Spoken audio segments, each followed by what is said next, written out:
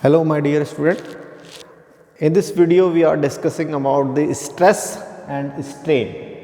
तो स्ट्रेस क्या होती है, कितने टाइप से इसको क्लासिफाई किया गया है, स्ट्रेन क्या होती है, ये हम डिस्कस करेंगे। तो हम स्टार्ट करते हैं कि स्ट्रेस क्या होती है। ठीक है,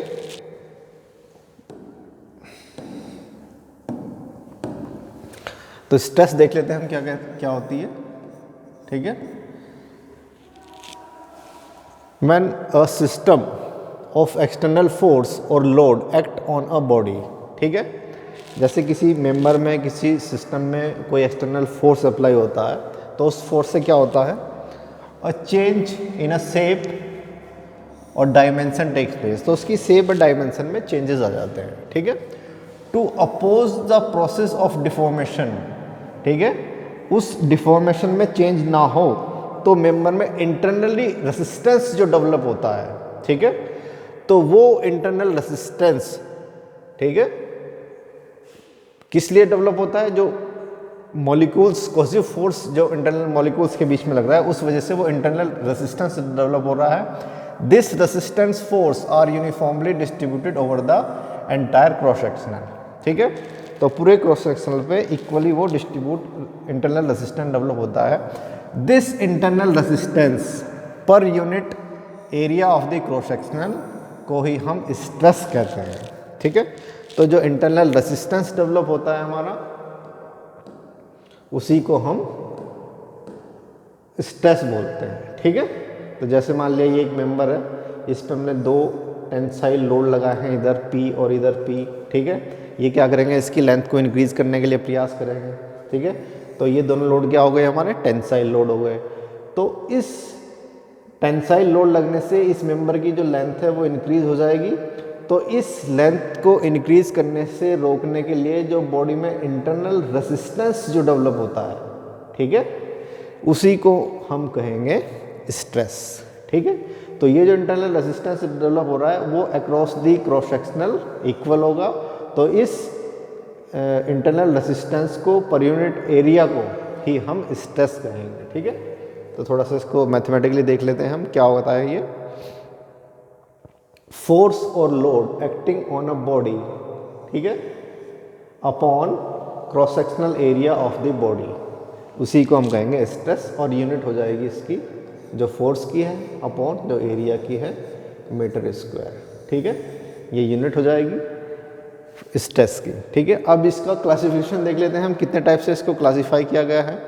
मेनली इसको दो टाइप से हम क्लासीफाई कर सकते हैं, एक होती है हमारी डायरेक्ट स्ट्रेस, दूसरी है हमारी इनडायरेक्ट स्ट्रेस।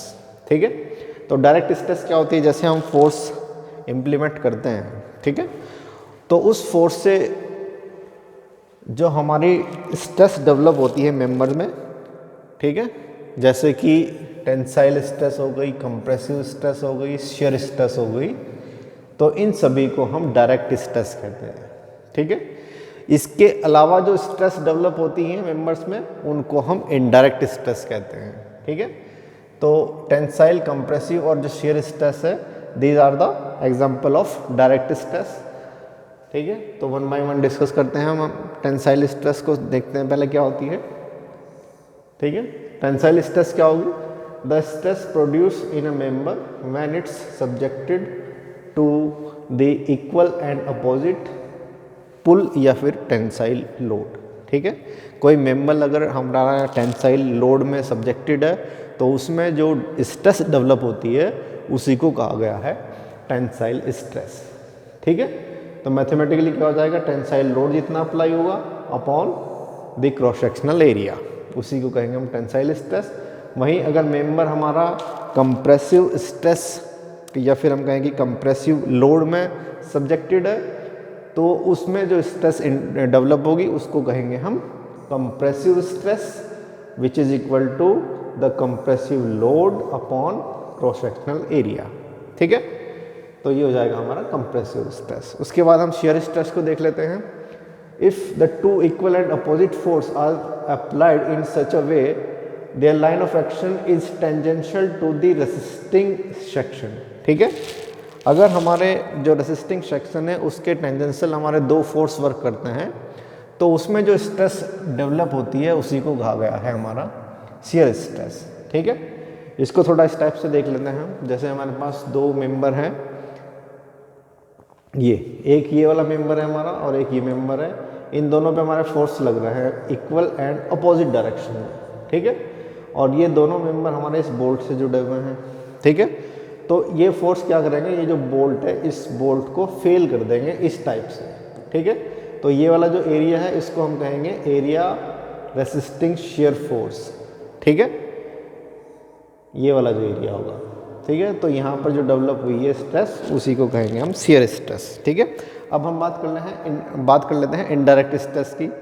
तो टेंजेंशियल स्ट्रेस, टेंसाइल स्ट्रेस और शियर स्ट्रेस और कंप्रेसिव स्ट्रेस के अलावा जो स्ट्रेस डेवलप होती है उन्हीं को कहा गया है हमारा इनडायरेक्ट स्ट्रेस, ठीक है। तो इनडायरेक्ट स्ट्रेस में हमारी बेंडिंग स्ट्रेस आ जाएगा और हमारी टॉर्जनल स्ट्रेस आ जाएगा, ठीक है। तो यहाँ पर देख लेते हैं हम बेंडिंग स्ट्रेस क्या होती है। जब हमारा जो मेंबर है वो एक बेंडिंग लोड, जैसे कि when the some external load act on a simple supported beam it will be bend, ठीक है। जैसा कि एक एग्जांपल के तौर पे हम समझ लेते हैं, जैसे ये हमारे पास मेंबर है, ठीक है, ए बी। तो अगर हम इसको यहाँ पर एक फोर्स अप्लाइड करते हैं बेंडिंग लोड, जो कि इसको इस टाइप से बेंड कर देता है, ठीक है। तो बेंड करने से क्या होगा, इसमें बेंडिंग स्ट्रेस जो डेवलप हुई है बेंड होने से उसी को कहा गया है बेंडिंग स्ट्रेस, ठीक है। अब ये जो बेंडिंग स्ट्रेस है, जैसे कि ये आउटर पोर्शन है इसका, यहाँ पर जो बेंडिंग स्ट्रेस डेवलप होगी, ठीक है। ये जो इनर पोर्शन है इसका, यहाँ पर हमारी क्या होगी, बेंडिंग कंप्रेसिव स्ट्रेस डेवलप होगी। ये है हमारी bending tensile stress outer portion में, और जो इनर पोर्शन होगा वहाँ होगी हमारी बेंडिंग कंप्रेसिव स्ट्रेस, ठीक है। इसके जो न्यूट्रल एक्सिस होंगे, जहाँ पर कि कोई स्ट्रेस नहीं डेवलप होगी, उसको कहा जाएगा न्यूट्रल एक्सिस, जो कि always passes through the centroid of the member, ठीक है। उसके बाद हम बात कर लेते हैं इसमें टॉर्जनल स्ट्रेस की, ठीक है। When the equal and opposite torque are applied at the two end of the shaft is said to be a torsional, ठीक है। The stress produced is called torsional stress। जैसे ये शाफ्ट दिखाई गई है इसमें, ठीक है। इसमें जो शाफ्ट है, अब उस शाफ्ट पे हमारा टॉर्शनल लोड लगता है, टॉर्शनल लोड जो कि इसको एक्सिस के अबाउट रोटेट करने का प्रयास करता है या फिर रोटेट करता है।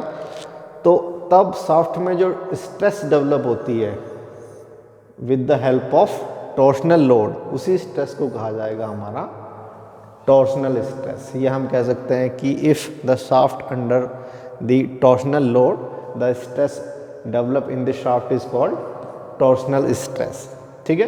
तो ये तो हो गई हमारी स्ट्रेस। अब हम बात कर लेते हैं स्ट्रेन की। तो स्ट्रेन क्या होती है, जैसे हमारा किसी मेंबर पे लोड अप्लाई होता है, तो उस लोड से उसमें जो डायमेंशन में जो चेंजेस आते हैं, ठीक है, तो वो चेंजेस और जो इनिशियल डायमेंशन थी उन दोनों का जो रेशियो होता है उसी को हम कहते हैं स्ट्रेन, ठीक है। तो change in dimension upon original dimension, इसी को कहते हैं हम स्ट्रेन। तो यूनिट क्या हो जाएगी कि जो चेंज इन यूनिट है, सपोज मान लिया मीटर में चेंजेस हुए हैं, ठीक है, और ओरिजिनल लेंथ भी मीटर में थी, ठीक है। तो मीटर से मीटर कैंसिल हो गए, इसकी जो यूनिट आ जाएगी वो एक नंबर आएगा, किसी टाइप की कोई यूनिट इसकी नहीं होगी, ये यूनिट लेस क्वांटिटी है, ठीक है। उसके बाद कितने टाइप से इसको क्लासीफाई किया गया है स्ट्रेन को, ये देख लेते हैं हम। फर्स्ट है हमारा टेंसाइल स्ट्रेन, सेकंड है shear strain, compressive strain, volumetric strain, ठीक है। तो टेंसाइल स्ट्रेन क्या होगा, when the effect of the applied force is to increase the dimension of the body, ठीक है। अगर बॉडी की मेंबर की जहाँ पर फोर्स अप्लाई होता है उसकी लेंथ इंक्रीज हो जाती है, तो उसमें जो स्ट्रेन डेवलप हुई है उसको कहेंगे हम tensile strain, which is equal to the increase of the length upon the original length, ठीक है। वहीं अगर कंप्रेसिव फोर्स उस पर लगता है, कंप्रेसिव लोड लगता है, जिससे कि उसकी जो लेंथ है वो डिक्रीज हो जाती है, तो उसमें जो डेवलप होगी स्ट्रेन उसको कहा जाएगा compressive strain, which is equal to the ratio of decrease in length upon original length. तो इसे कहेंगे हम कंप्रेसिव स्ट्रेन। ठीक है, नेक्स्ट है इसमें शियर स्ट्रेन क्या होगा। Shear strain produce by the shear stress is known as shear strain.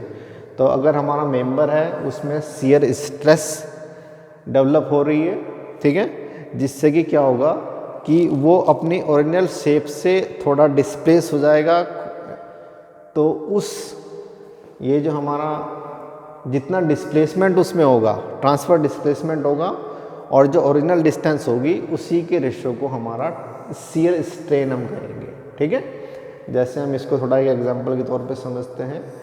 जैसा हमारा ये एक रेक्टेंगल है, ये किसी फिक्स है किसी सरफेस पे, ठीक है, तो यहाँ से यहाँ तक की जो डिस्टेंस है, और ये अगर इसमें हम फोर्स लगाते हैं ऐसे या लोड लगाते हैं ऐसे शियर लोड, जो कि इसको यहाँ तक कुछ डिस्प्ले कर देता है ऐसे। ठीक है, तो ट्रांसवर्स डिस्प्लेसमेंट, ये जो डिस्प्लेसमेंट हुआ है अपॉन जो डिस्टेंस है इसकी AC, उन दोनों का जो रेशियो है उसी को कहा जाएगा शियर स्ट्रेन। ठीक है, अब हम बात कर रहे हैं वॉल्यूमेट्रिक स्ट्रेन की।